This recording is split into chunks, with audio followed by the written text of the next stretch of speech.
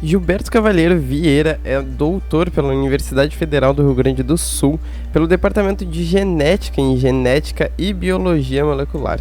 Hoje a gente está conversando um pouco sobre a carreira dele, sobre o trabalho, sobre como é ser professor, como é ser pesquisador nesse nosso Brasilzão, e é isso.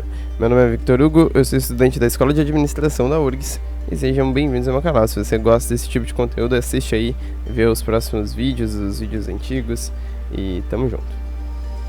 Professor, antes de começar, eu gostaria de agradecer por se disponibilizar a isso, por dar um pouquinho do teu tempo para conversar sobre algo que eu imagino que seja muito importante para ti, divulgar isso também, mas é muito importante pra mim, é uma ideia que eu tô tentando trazer pro meu canal de divulgar a ciência no geral, coisas que eu não sou muito próximo, que nem biologia, e coisas que eu sou bem próximo, que nem estudos sociais. E então, começar já com um agradecimento assim de arrancada. Te dar os parabéns, porque eu lendo a tua tese e lendo a tua dissertação, eu não entendi quase nada. E é um assunto muito difícil.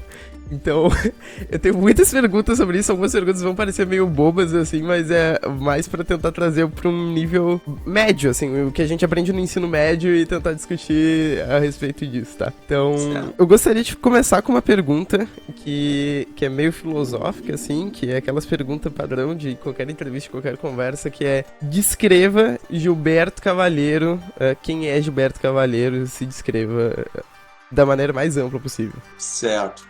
É difícil. Eu acho que deve ser a pergunta mais difícil que tu vai me fazer nessa entrevista.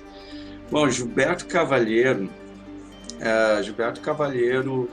é um porto-alegrense que viveu 5 anos em Bagé, né? Isso quando pequenininho, e cresceu com algumas mensagens e aprendizados muito importantes vindos dos meus pais, tanto do meu pai quanto da minha mãe, e que é algo que me moldou depois, em fase adulta principalmente, que é uma pessoa com uma grande capacidade de se reinventar. E isso eu agradeço aos meus pais quanto a isso. A história de vida da minha família acabou trazendo esse ensinamento. Eu sou uma pessoa, então, que saí do ensino médio, fiz jornalismo. Fiz 3 anos de jornalismo na Unicinos. E depois, nesse meio tempo, aí, eu prestei alguns concursos, e dentre eles o do Banrisul e do Banco do Brasil, acabei passando e sendo chamado para ser bancário.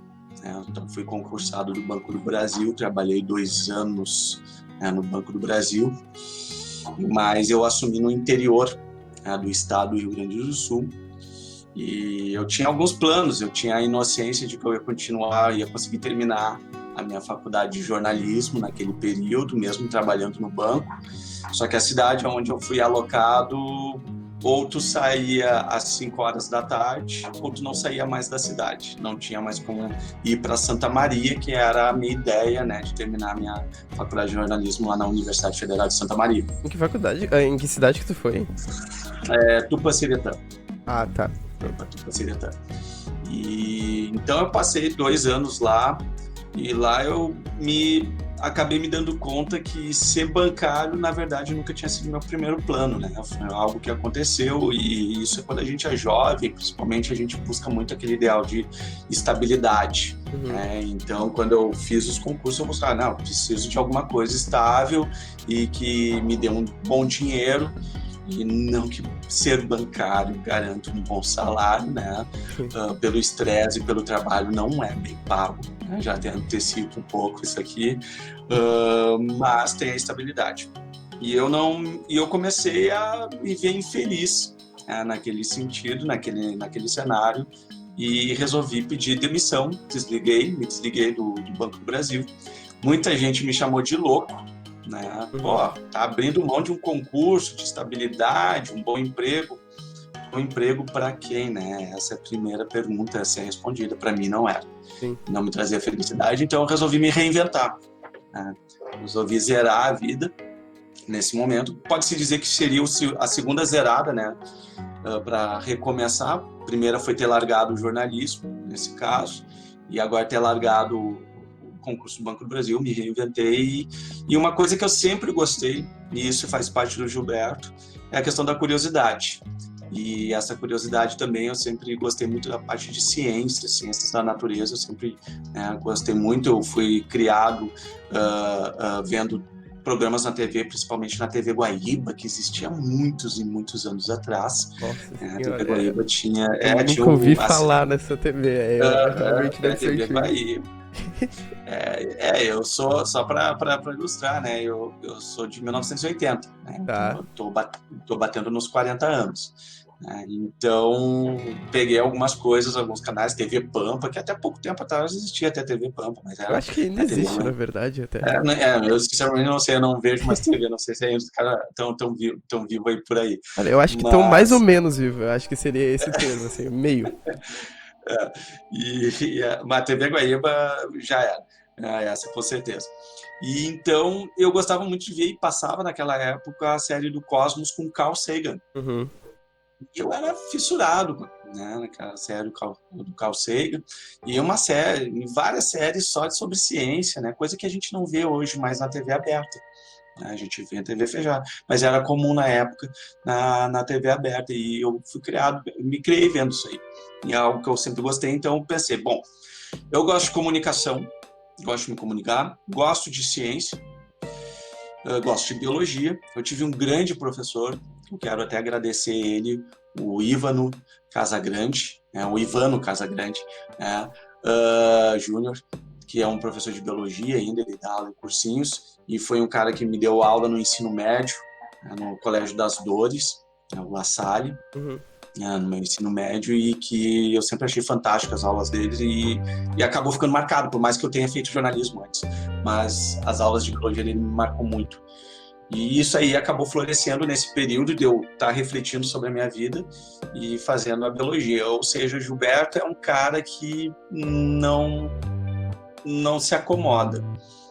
Então é uma pessoa que está sempre se reinventando. Se eu pudesse sintetizar quem sou eu, depois dessa história toda, esse breve resumo, né?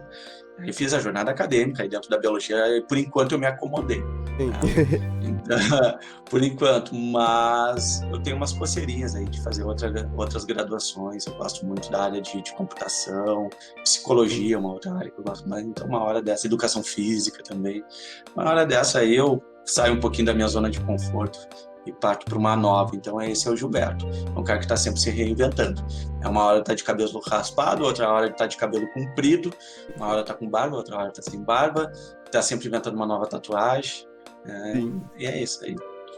Nossa, eu não fazia a mínima ideia de que tu tinha ido de jornalismo pra biologia. É uma mudança muito drástica, né? De um bancário pra uma carreira acadêmica de pesquisa de laboratório, né? Como que faz isso, tipo? É bem drástica, né? Como tu bem anotaste aí. Mas eu acredito muito, e isso eu falo bastante, né, para os meus alunos e conversando. Eu acredito que o principal de tudo é tu buscar satisfação, tu ser feliz. Né? E mudanças, elas, quando tu busca fazer aquilo que tu quer, elas acabam não sendo incômodas. Podem ser trabalhosas, mas elas não vão ser incômodas. E eu acredito que eu consegui superar essa mudança drástica de ser bancário para fazer uma vida acadêmica por conta disso. É uma característica minha, né, de conseguir me adaptar rapidamente, né, me aclimatar rapidamente a diferentes, né, situações. E algo bem meu, né? Então, acredito que foi por isso. Mas uma coisa que apesar, eu vejo muito como ser bancário como um momento de crisálida, né, da minha vida.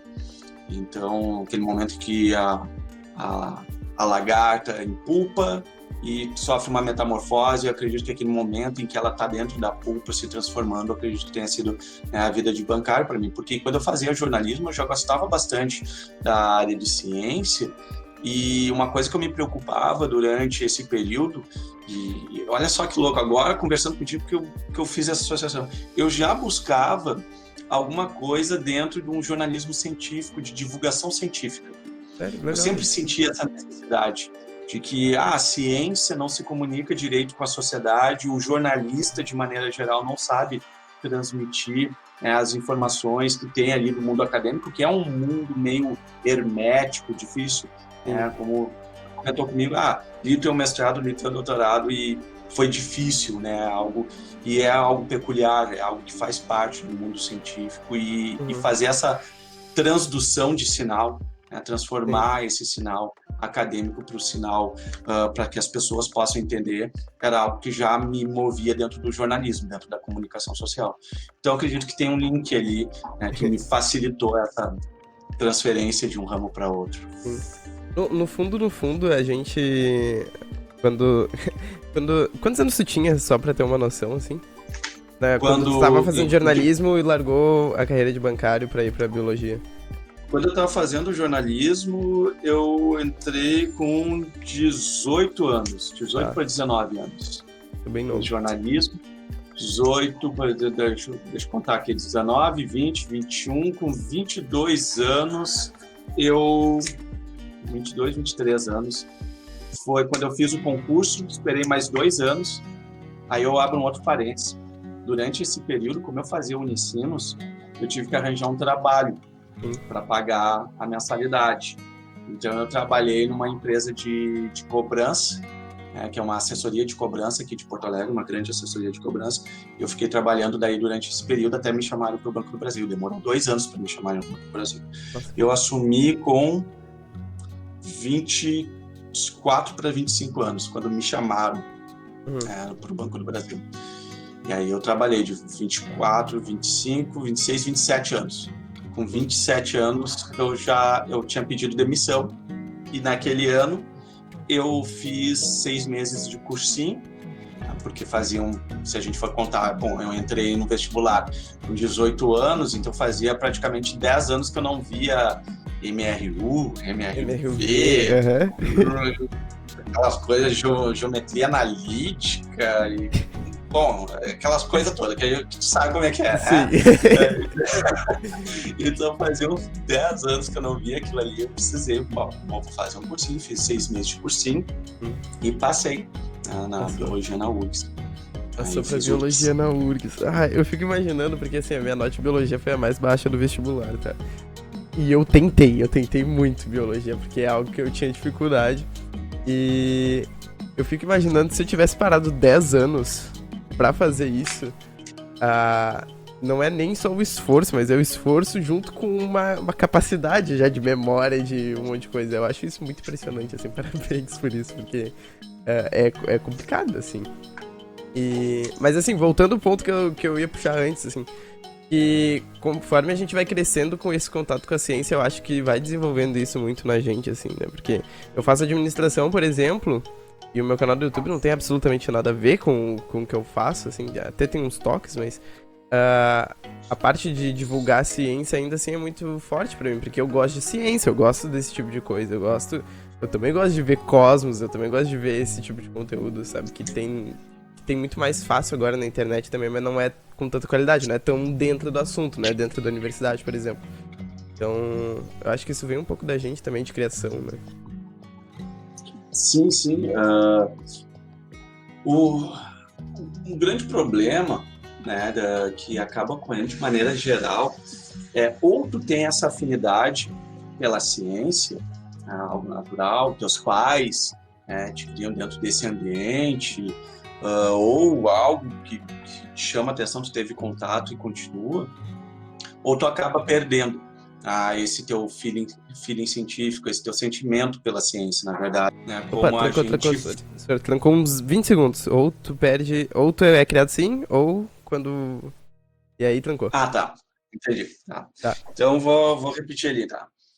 Então, quanto à ciência, né? Ou tu é criado assim, recebendo essas informações, os teus pais, né, te passam essas informações e tu tem essa formação ao longo da vida, ou tu vai atrás e acaba gostando, tem um primeiro contato, ou tu acaba perdendo.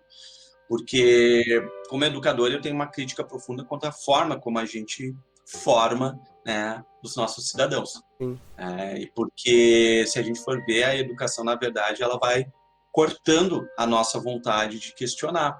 Porque a Uhum. gente, é jogado conteúdo para dentro da nossa cabeça, é jogado conteúdo, tu tem que decorar aquilo ali. Sim. Então, é uma obrigação. Então, deixa de ser prazeroso, tu deixa de ter aquele prazer de perguntar, mas como é que isso funciona? Ou por que que o bichinho faz isso? Por que que o bichinho faz aquilo? E isso vai se perdendo. A gente nasce, todo mundo nasce cientista. Todo mundo nasce pesquisador. Todo mundo cresce como sendo um pesquisador, um cientista, vasculhando o mundo, as coisas, testando coisas, desmontando brinquedos, montando brinquedos, botando o dedo onde não deve, botando, enfim, experimentando. E isso é fazer ciência, isso é ser pesquisador. Só que o nosso ensino acaba cortando, a forma como a gente tem a formação educacional acaba cortando esse aspecto importante. Então, tu fica vinculado a uma cultura já formada pelos teus pais, ou se depender da escola, em raros casos, tu vai ter esse estímulo à ciência, propriamente dito. Mas eu só abro um parênteses aqui. Vou falar, sou da área de administração, não tem nada a ver com ciência. Não. É uma Eu ciência, digo, né? o canal em si, a divulgação em si, não tem muito a ver com. Eu faço iniciação científica também, né? Então, mesmo dentro da área de administração, tem como fazer. É uma ciência social aplicada, enfim, toda essa. Sim, é ciência, acaba sendo ciência. Sim. Isso é interessante a gente também discutir, Hum. porque o que é a ciência, e a gente costuma observar, ciência é matemática, física, química, biologia, isso é ciência, não. Ciência é história, é literatura, ciências sociais, sociologia. Sim, tem ciência em tudo. Tem ciência no futebol, na culinária, tem ciência em absolutamente tudo, né? Exatamente. É justamente essa ideia, assim, de tentar mostrar esse tipo de coisa. Eu até vou comentar, eu acho que já dá pra puxar esse ponto agora, que eu tava olhando o teu escavador lá, e aí comenta que tu fez uma apresentação no salão da URGS. Eu acho que todo mundo que fez mestrado, doutorado na URGS fez alguma apresentação em algum ano no salão da URGS, né? E o salão da URGS, eu não sei quando esse vídeo vai sair, mas ele vai acontecer segunda-feira que vem, agora. Tu lembra como é que foi pra ti participar do salão da URGS? Como é que foi montar esse trabalho? Como é que... O salão de iniciação científica? Uhum. E tu ajudou a organizar ele também, né? Boas vezes. Sim. Assim, o SIC, quando eu entrei em 2000, eu entrei em 2008, né, /1, na biologia, e justamente no segundo semestre da biologia, eu ingressei no laboratório de ecologia, taxonomia e genética de drosófila, lá na URGS, no departamento de genética. E nesse período, então, tu acaba, né, tendo que fazer a apresentação do salão de iniciação científica. Como eu já tinha 28 anos, quando eu já entrei na URGS, digamos assim, eu já tinha uma certa noção de como me comportar, né, porque já tinha feito também outra faculdade antes, em questão de comunicação, mas deu frio na barriga, foi algo muito interessante, foi algo muito diferente do que eu já tinha vivenciado, compartilhar esse ambiente que o salão de iniciação científica promove, de ter contato com outras pessoas, com outras áreas das ciências, das diferentes ciências, tu observar palestras, apresentações, né, de outros colegas, dentro das áreas, dentro dessas temáticas tão diferenciadas. E foi muito enriquecedor naquele período. E quanto à organização, eu ajudei ali no processo de abertura de sessão, fechamento de sessão, foi mais dentro desse contexto que eu ajudei a organizar o salão de iniciação. Aí tu recebe o certificado como organizador, participante, dentro desse período. Mas foi bem interessante também, porque nesse período em que eu fui organizador, que eu participei ali, eu pude ver não só apresentações das minhas sessões, como, por exemplo, a sessão da biologia, ciências, genética e biologia molecular. Uhum. Como eu estava trabalhando ali na organização, eu via apresentações do pessoal da educação física, pessoal da história, pessoal ali da filosofia, e isso abriu muita porta, sabe, de novas áreas, novos estudos. É uma experiência enriquecedora. Eu sempre digo assim, participa, vai atrás, vale muito a pena. Sim. Eu tenho uma pergunta sobre... Porque tu falou que tu já estava nesse momento trabalhando com... eu vou ter que ler aqui porque eu tenho medo de falar errado, tá? Os drosofilídeos. Drosófila. Isso. Tá? Mas o teu TCC aliás, não é nem bacharelado, é foco em licenciatura. Isso. Não foi sobre isso. Porque foi um tema diferente? Como é que funcionou isso? Tá. É assim, o que acontece? Desde 2008 eu entrei nesse laboratório de Drosophila e não saí mais, foi toda a minha formação acadêmica, passando a filhota aqui na frente. Só que o que acontece? O TCC, para quem faz licenciatura, e eu escolhi ênfase em fazer licenciatura e não ir para o bacharel, tem que ser na área da educação. Tem que ser alguma temática na área da educação. Então, eu não pude utilizar os trabalhos que eu desenvolvia no laboratório. Né? Então, eu até tive alguma ideia na época de fazer um TCC um pouco vinculado à filosofia da educação, vinculado à parte quando se instalou lá a história natural na URGS, abriu as primeiras turmas, então eu quis fazer um resgate histórico sobre as turmas, né, o início da biologia, que era a história natural na época da URGS. Só que daí a minha orientadora de TCC disse, não, tem que ser vinculado especificamente com a tua experiência docente, com uma coisa docente. Então aí eu fui, e se tu for observar o TCC, eu não lembro mais o título de cor, mas é diferentes linguagens em falas... Comportamentos verbais de proximidade em salas de aula de ciências. Isso. E justamente eu puxei um pouco da parte da comunicação. Eu fui lá na comunicação resgatar esse meu gosto pela comunicação para fazer essa análise de discursos em sala de aula, que foi o meu TCC. E foi prazeroso, foi ótimo fazer esse TCC, sempre gostei bastante. Uma pena que eu acabei por causa dos os atropelos da vida acadêmica. Uma das minhas bancas, uma professora da minha banca, ela diz, isso aqui tu tem que publicar. Publica, que é um material ótimo, né? A publicação está muito escrito, só formata em forma de artigo. Isso, e publica. Tá, aí eu fui deixando, agora já está datado, né? Mas quem sabe uma hora dessa paro e faço alguma coisa a partir disso. Mas foi muito prazeroso fazer essa análise aí. Nessa época tu já estava em sala de aula? Sim, eu comecei a dar aula, deixa eu pensar aqui, em 2009. Então, quando eu tinha fechado o primeiro ano ali dentro da biologia, eu comecei a trabalhar em cursos populares. E não parei, né? Até hoje, continuo dando aula em cursos populares. E toda a minha formação como docente, na verdade, eu posso dizer que foi dentro de uma sala de aula de cursos populares. Trabalhando com pessoal de baixa renda, pessoas, e isso aí também acredito que foi de uma grande valia na forma como eu acabei estabelecendo a minha relação como docente e a questão crítica, né? Eu não cheguei dando aula já em escolas particulares, sem contato com um ambiente de pessoas mais carentes, pessoas marginalizadas. Então isso aí foi muito importante na minha formação. Sim, e eu acho até que dá pra fazer paralelo com o teu próprio TCC, né? Porque a forma com que tu vai se comunicar em um cursinho popular vai ser totalmente diferente do que a forma que tu vai se comunicar numa escola que já tem toda uma estrutura, né? A forma que vai fazer com que essas crianças ou, enfim, jovens adultos pensem, eles é totalmente diferente, uma realidade totalmente diferente também, né? A ideia de trazer uma ciência crítica, uma ciência que ajuda a construir também a sociedade. Eu acho muito legal isso. Sim, sim. O professor, né, o docente, ele é um comunicador, acaba sendo um comunicador também, né, não só.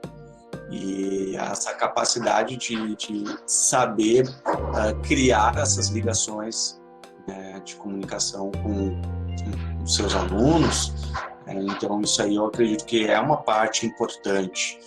E eu observei isso quando eu estava fazendo a análise do meu TCC e fazendo leituras, né, nessa época de estudos em questão de comunicação em sala de aula, o como tu ter uma linguagem que te aproxima ao estudante, ela acaba sendo um catalisador para que tu consiga ter essa fluência de informações, tanto do professor para o aluno, como do aluno para o professor. Que o professor é extremamente importante ele saber a vivência daquele aluno, qual é o conhecimento prévio que ele traz, do histórico de vida, e se tu não cria essa ligação, essa via de comunicação, o processo de ensino e aprendizado vai ter ruídos, vai ter problemas. Aí depois passamos a licenciatura, tu já estava em sala de aula, a gente vai para mestrado e doutorado, que eles conversam muito, né? São basicamente o mesmo tema, e aí, obviamente, aprofundamentos diferentes, né? Mas é sobre os drosofilídeos, né? O nome do mestrado é Modelagem Molecular e Imunodetecção de DNA Metiltransferases 2. Meu Deus do céu, senhor. E de drosofilídeos, uma abordagem evolutiva da enigmática TNMT2. Ok, tem muitas perguntas sobre isso, tá? A primeira, e assim, vai ser a mais idiota, a DNMT2, ela é enigmática, ou enigmática é um termo relacionado com esse DNA? O que quer dizer isso? Ela é enigmática. Tá. Por quê? Essa enzima, a DNMT2, DNA metiltransferase 2, ela é pertencente a uma família de enzimas muito importantes que servem para fazer um processo chamado de metilação, a metilação de citosinas do DNA. Para que serve essa metilação de citosinas de DNA? Serve para fazer o controle da expressão dos nossos genes. É um dos mecanismos. Existem diversos mecanismos de controle da expressão dos genes, mas é um dos mais estudados, né, mais bem conhecidos, e que ainda tem bastante coisa para se conhecer. E por que é importante? Porque, por exemplo, uma célula, lá, o nosso neurônio, a célula, né, do meu cérebro, o neurônio do meu cérebro, e uma célula lá do meu intestino, um enterócito. No núcleo celular delas, eu tenho o genoma do Gilberto. E é igual, o genoma lá do núcleo de um neurônio e o genoma que está contido lá no núcleo de um enterócito do Gilberto. São iguais, não tem diferença alguma. Mas por que uma célula é um neurônio, faz as funções dos neurônios, e a outra célula faz as funções dos enterócitos, de gestão e absorção de alimentos? Se ambos têm a mesma informação genética ali dentro. A diferença está justamente em quais genes estão ligados e quais genes estão desligados, ou seja, a expressão desses genes. Quem controla essa expressão dos genes são justamente esses mecanismos de metilação de citosinas, metilação, acetilação de histonas, que são proteínas de empacotamento do DNA. Então, isso faz com que as sequências dos genes, né, eles fiquem mais acessíveis para transcrição e depois tradução, ou menos acessíveis. E isso promove a que a gente chama de citodiferenciação. Por que a metiltransferase 2, indo para ela, é enigmática? Por que eu usei esse termo? Porque existem 3 metiltransferases. Tem a metiltransferase 1, a 2 e a 3. A metiltransferase 1 e 3, elas metilam citosinas genômicas, de DNA. Ponto final, só lá do DNA. A metiltransferase 2, ela tem uma capacidade dual, de dualidade dela, que ela consegue metilar citosinas de DNA e também citosinas de RNA. Ah, E aí que tem esse grande mistério, que gera esse como? mistério.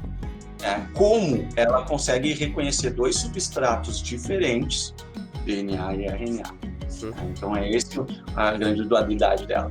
Outra questão enigmática que está por trás da metiltransferase 2 é justamente o fato que os drosofilídeos eles só possuem a metiltransferase 2. Eles não têm metiltransferase 1 e não têm metiltransferase 3. Nós mamíferos, por exemplo, nós temos as 3 metiltransferases. As abelhas também possuem as 3 metiltransferases. E os drosofilídeos só têm essa, só tem a metiltransferase 2. E por muito tempo os drosofilídeos foram considerados organismos em que seu genoma era livre de citosinas metiladas. Então nunca se tinha detectado metilação de citosinas nesses organismos. Só para dar um contexto, assim, os drosofilídeos eles são pequenas moscas, né? Ou tem mais alguns animais dentro desse grupo? Não, são as mosquinhas da fruta. Tá. É um grupo ali, são mais de... dentro de drosófilas, são mais de 4.000 espécies. Né? Parece tudo igual, porque mas é bem diverso. Tem uma diversidade enorme. E justamente, então, essas drosófilas, essas mosquinhas da fruta aí, elas só tinham essa metiltransferase 2, não se tinha detectado até 2000. Então é bem recente, né? Até 2000 se dizia, não tinha citosina metilada, até que se descobriu a metilação. Se descobriu logo em seguida que só tinha metiltransferase 2. Só que o que acontece? A metiltransferase 2 já tinha sido descoberta, né? Já era descrita em mamíferos, em vertebrados.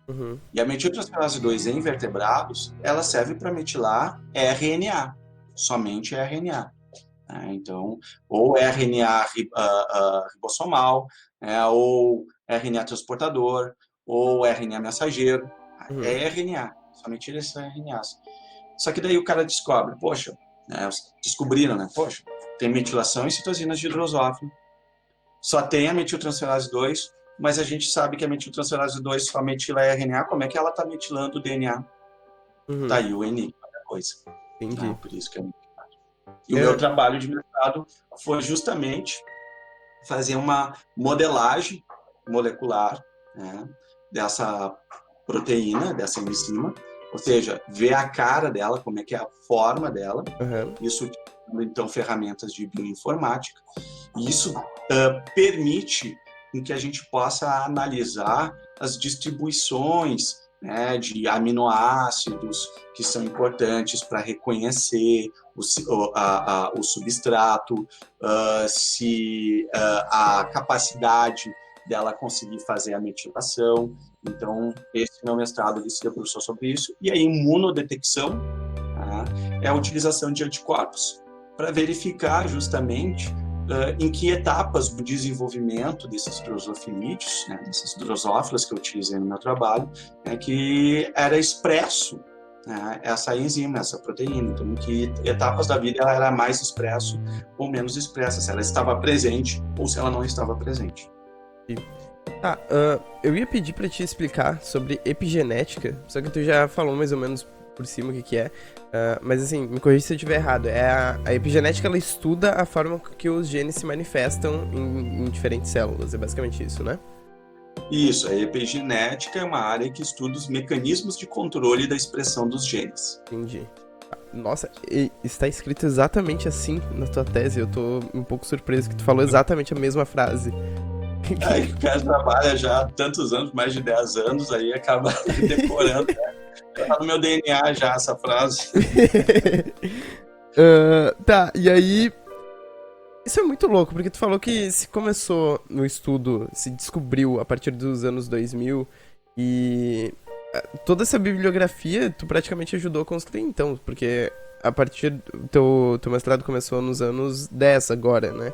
E o doutorado também, o doutorado encerrou agora ano passado, então tu ajudou a construir também essa bibliografia a respeito desses estudos, né? Sim. Isso é bem interessante, ainda mais em drosofilídeos, né? porque anteriormente, questão de epigenética dos outros vertebrados já se sabia há bastante tempo, né, a respeito delas.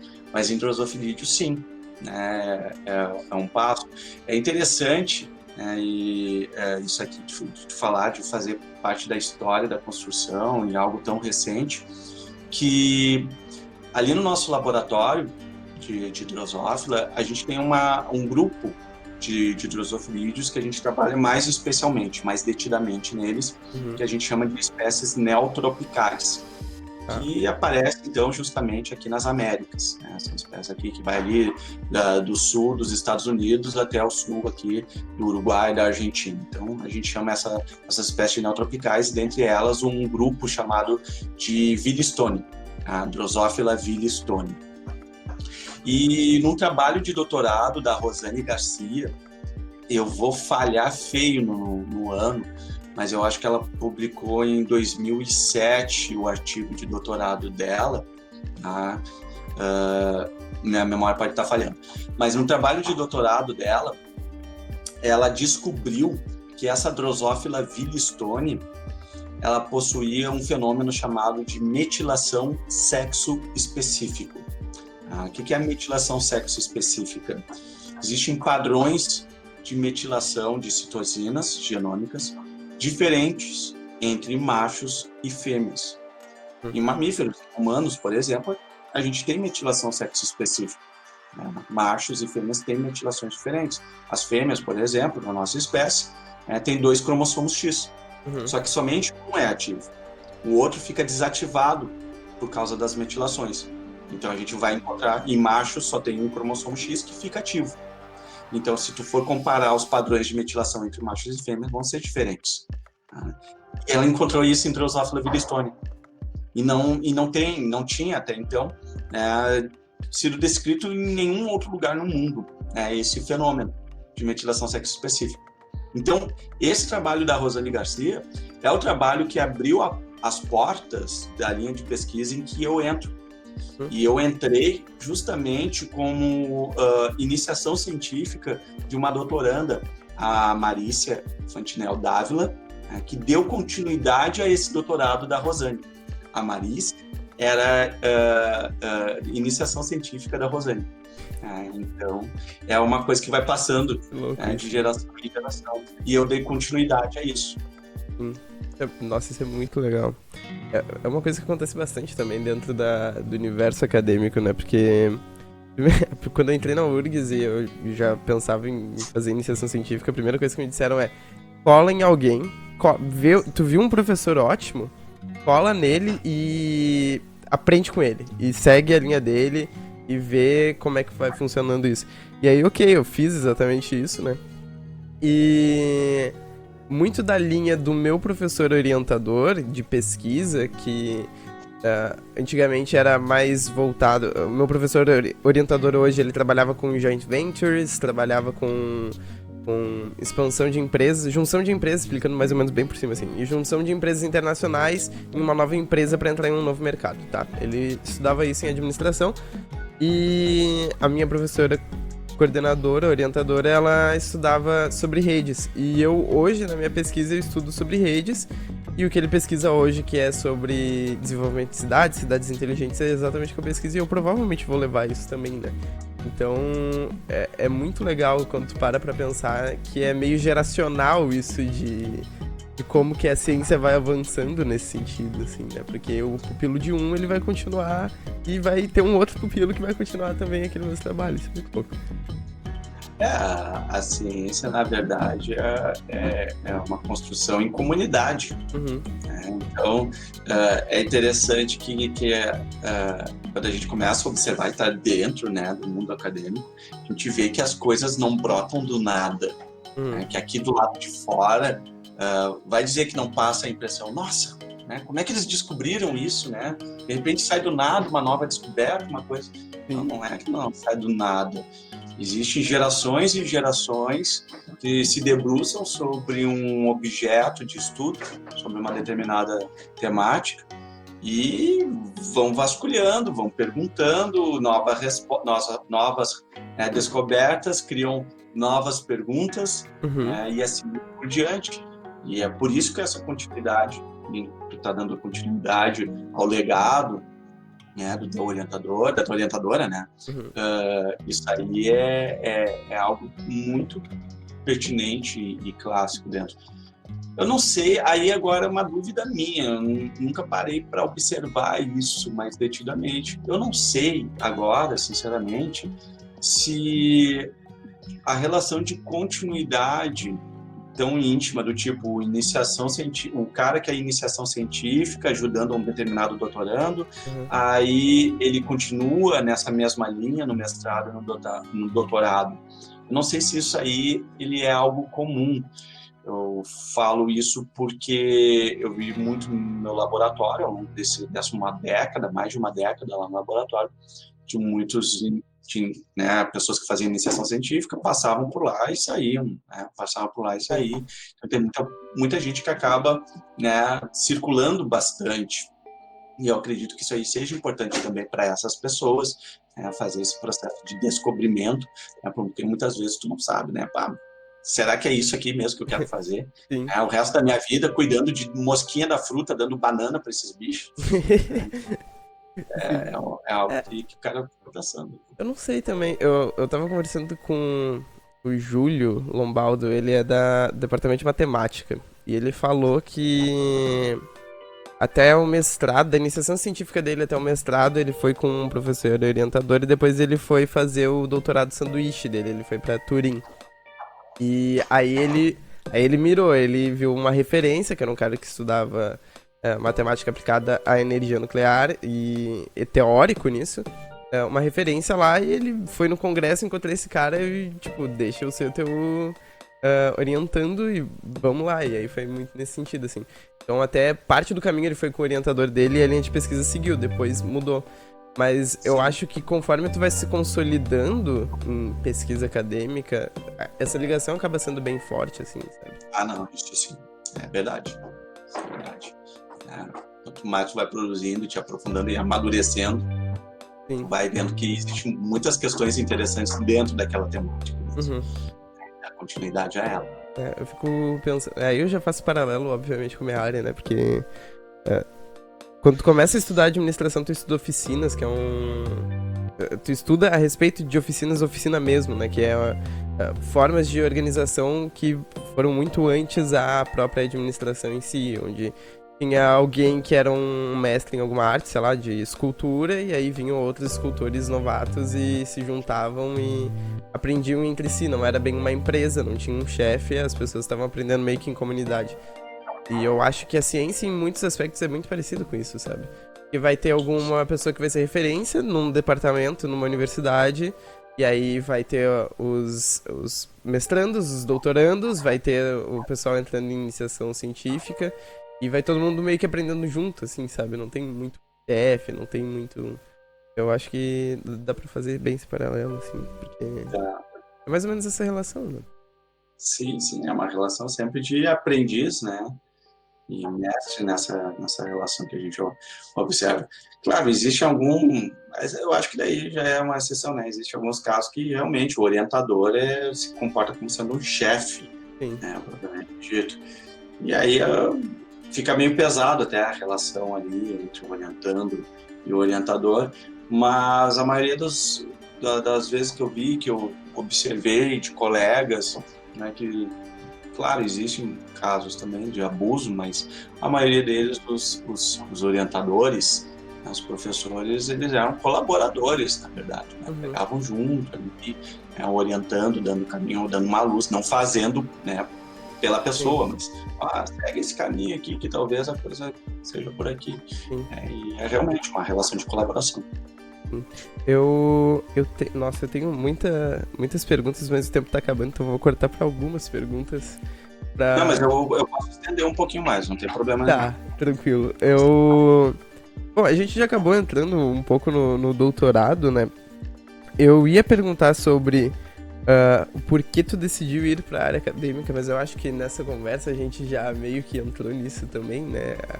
É muito a questão de se reinventar e de ser curioso e de buscar esse tipo de coisa, então meio meio que não tem como evitar no final, né? Porque se tu perguntar pra alguém entrando na vida adulta e disser assim, olha só, eu tenho um plano de carreira pra ti, tu vai ser bolsista, vai ganhar R$ 400 por mês.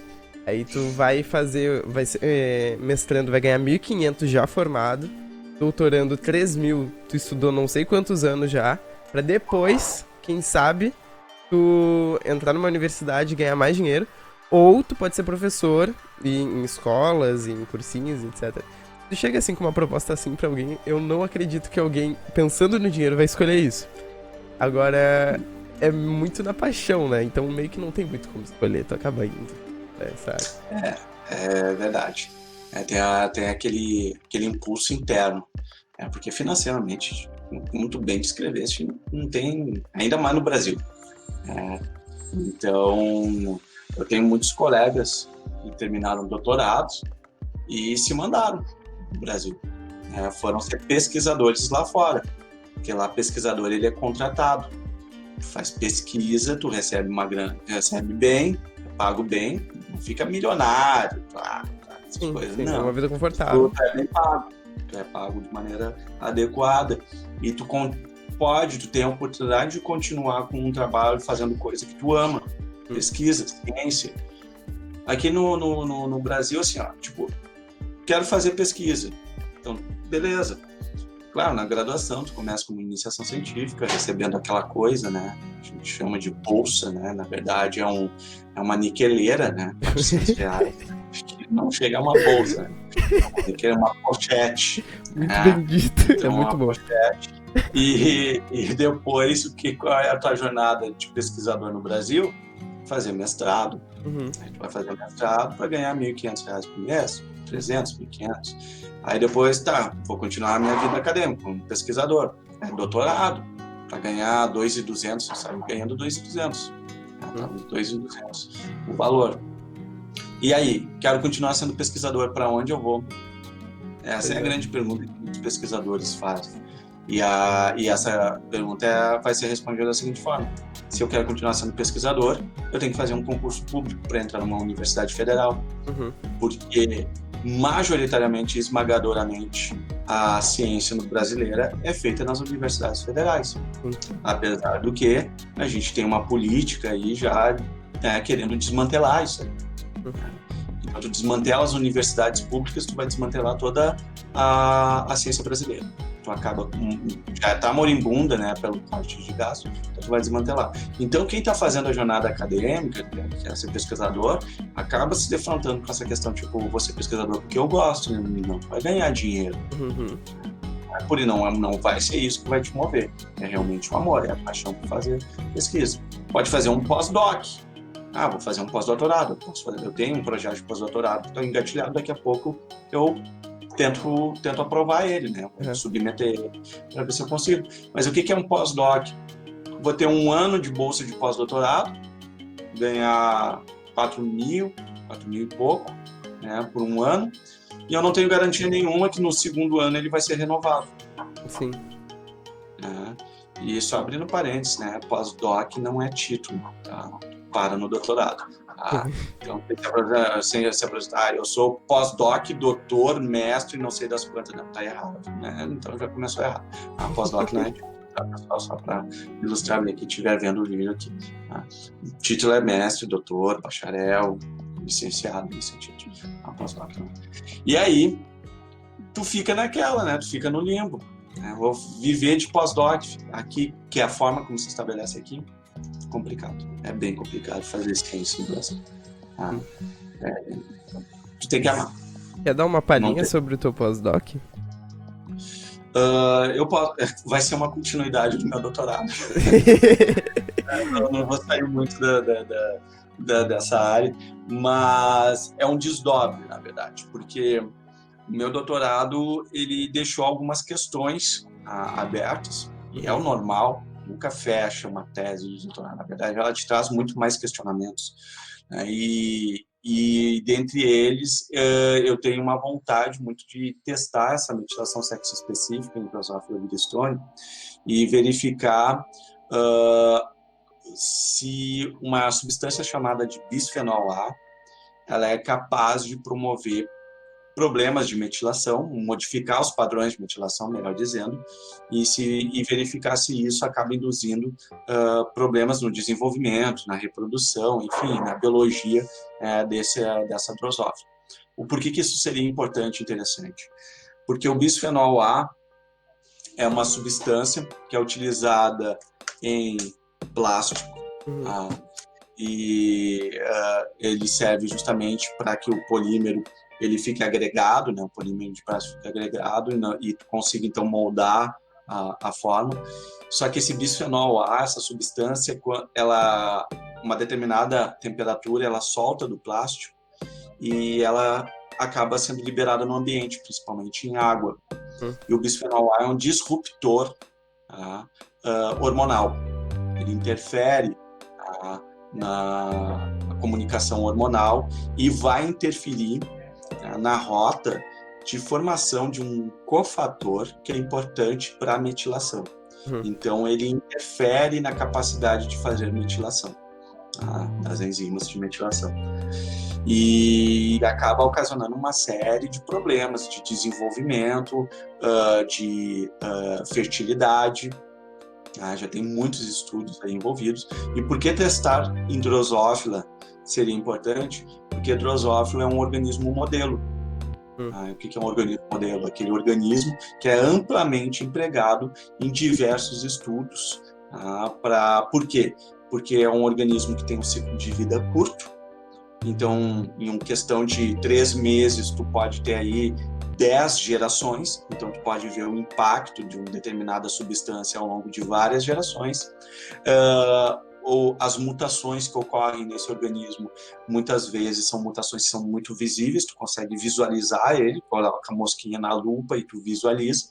Comportamento também, tu consegue visualizar modificações de comportamento desses animais, então tudo isso confere a ele ser um organismo modelo, muito amplamente empregado.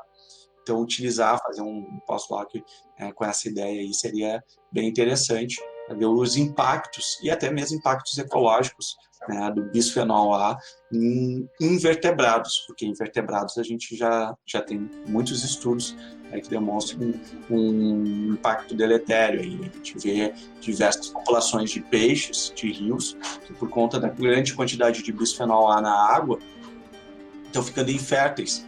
Logo está diminuindo a população e isso pode levar à extinção dessas espécies, e muitas dessas espécies são espécies da piscicultura, né? Então a gente consome, pode dar um problema grave aí. Eu gostei que só pela palhinha do pós-doc a gente consegue ver como as coisas são muito relacionadas, né? Porque não é porque a pesquisa é em um animal específico que vai ser específico para aquele animal para tudo, sabe? Vai acabar conseguindo ver impactos em absolutamente tudo da sociedade a partir daquilo. Bem legal isso. Duas últimas perguntas, tá? Na verdade, são 2 pontos. O primeiro deles é... Existe um estereótipo de um cientista, assim, no mundo, que é aquele cara que ele pega várias fórmulas e taca no caldeirão, é meio o professor das meninas superpoderosas, sabe? Taca o elemento X e cria. Exatamente. Só que... quando a gente vai entrando um pouco mais na academia, vendo as coisas, a gente consegue ver que são pessoas também. Elas são pessoas, os cientistas, né? E quando eu tava tendo aula contigo, 2 coisas me chamaram muita atenção. Que o primeiro a tua relação com a academia, tá? Porque eu não sei se dá pra ver na câmera exatamente, mas o Sorgiba é enorme, ele é muito grande, tá? Ele realmente malha bastante, e se acompanharem os stories dele, dá pra ver que é estudando, um gatinho e na academia, é basicamente isso. E a tua relação com música, porque tu toca baixo, né? E tu fez parte de banda, ou tô louco dessa parte? Sim.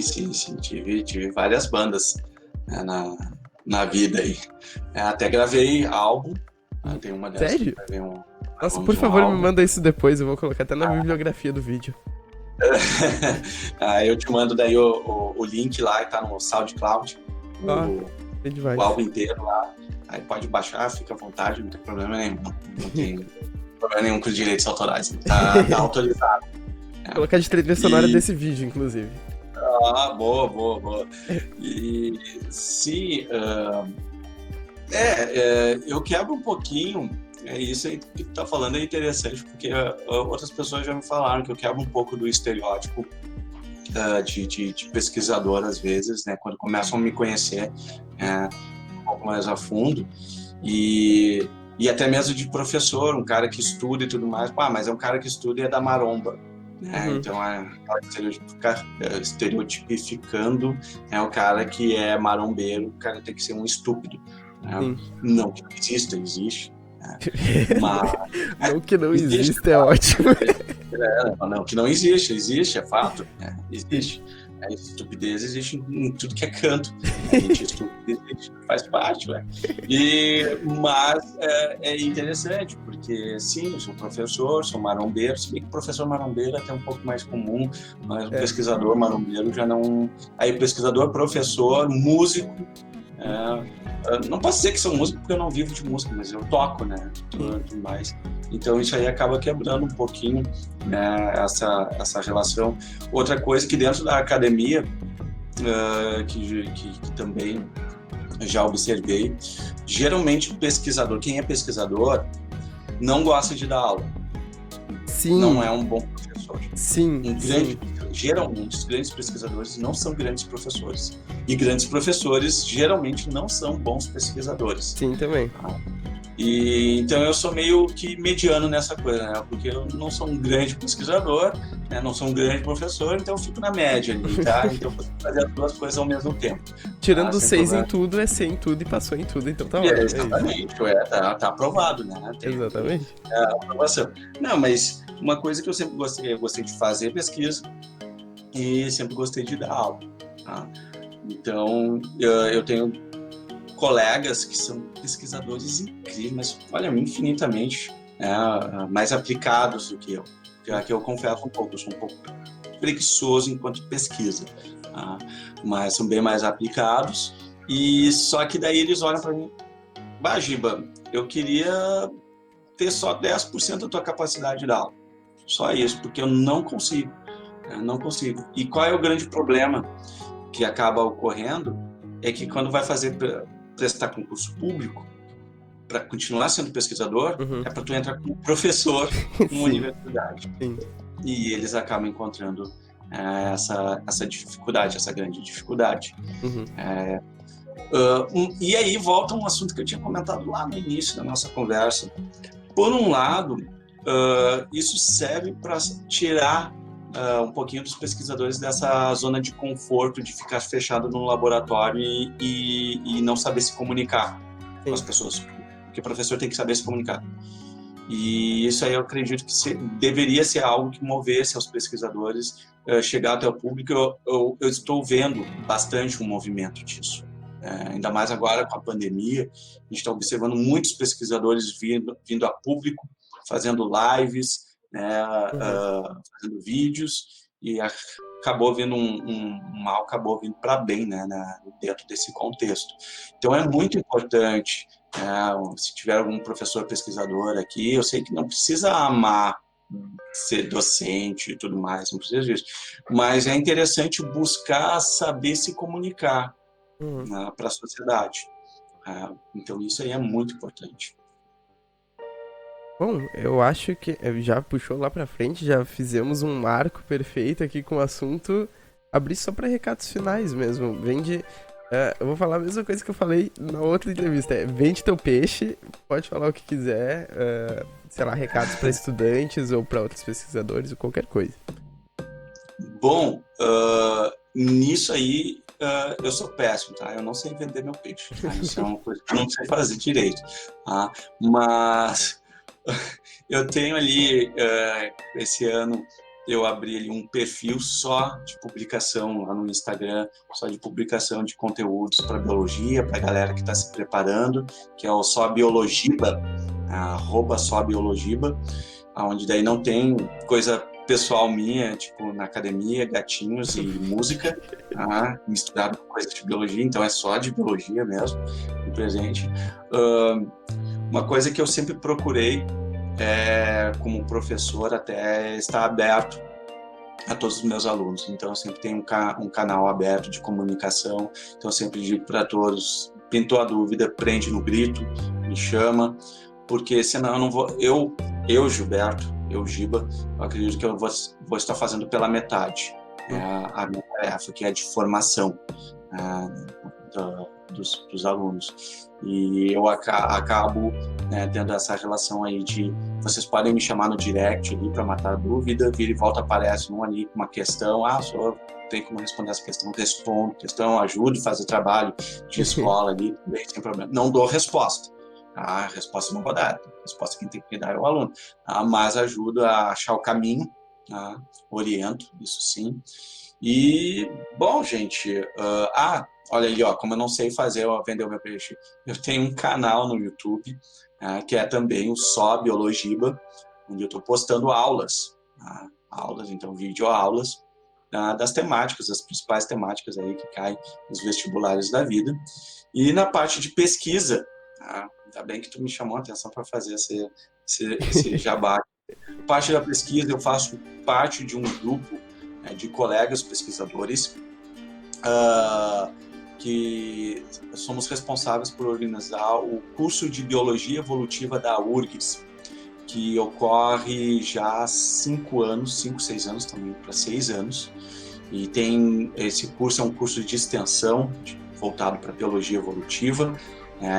E qual é o foco desse curso? A gente tem uma versão no verão, que tem uma pegada um pouco mais acadêmica, para a galera da graduação, pós-graduação, não só da biologia. Normalmente a gente recebe galera da filosofia, das ciências sociais, da sociologia, todo mundo, porque quer entender essa relação. A gente faz um programa, uma programação muito transdisciplinar da biologia evolutiva. A gente não se dá conta, mas a biologia evolutiva, ela conversa com muitas áreas dentro das diversas ciências, não só da biologia.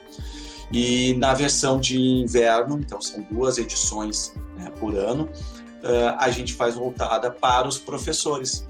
Então, os professores das escolas particulares, públicas, professores de universidades, então eles vêm. Agora a gente vai fazer uma versão online, obviamente, por conta da pandemia, mas eles vinham até a gente fazer no departamento de genética, e depois a gente começou a fazer ali no departamento de botânica da URGS, no auditório.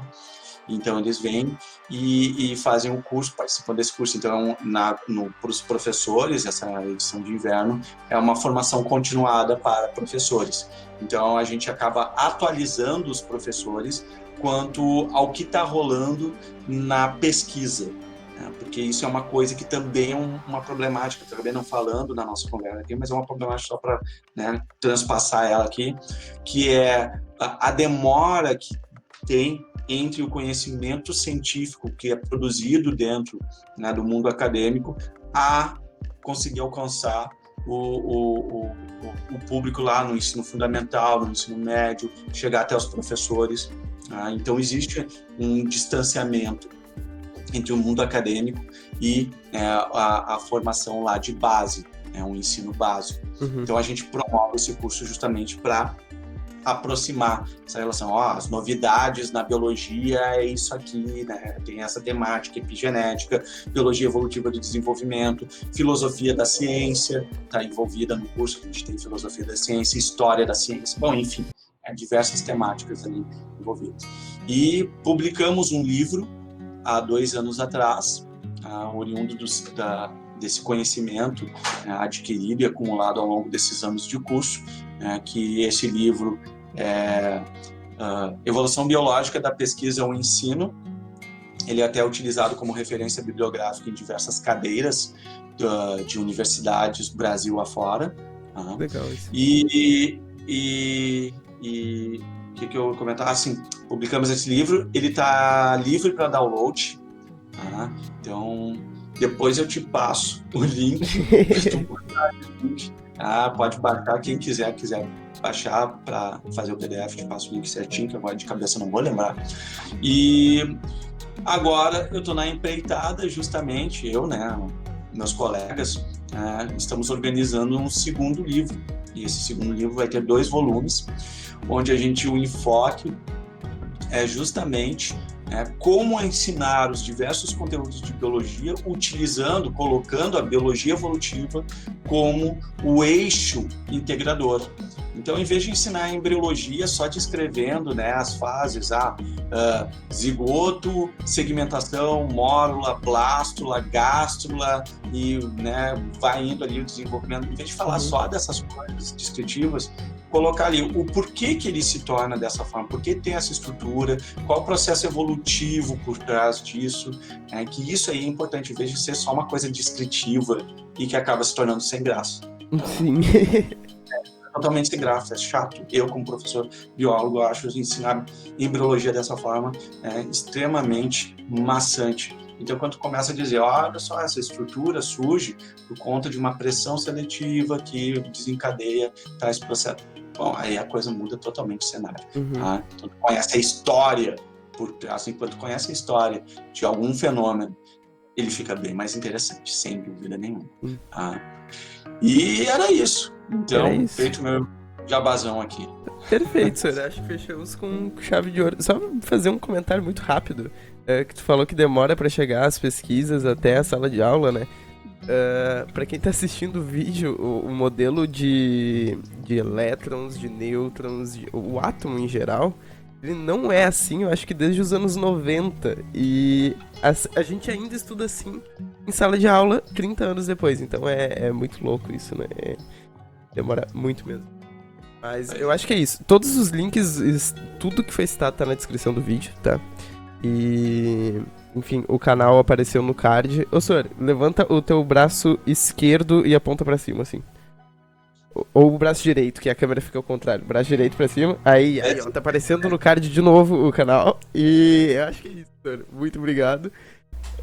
E esse vídeo vai ficando por aqui. Muito obrigado por ter assistido até aqui. Deixa o like, compartilha aí todas as coisas do YouTube. E até a próxima. Tchau.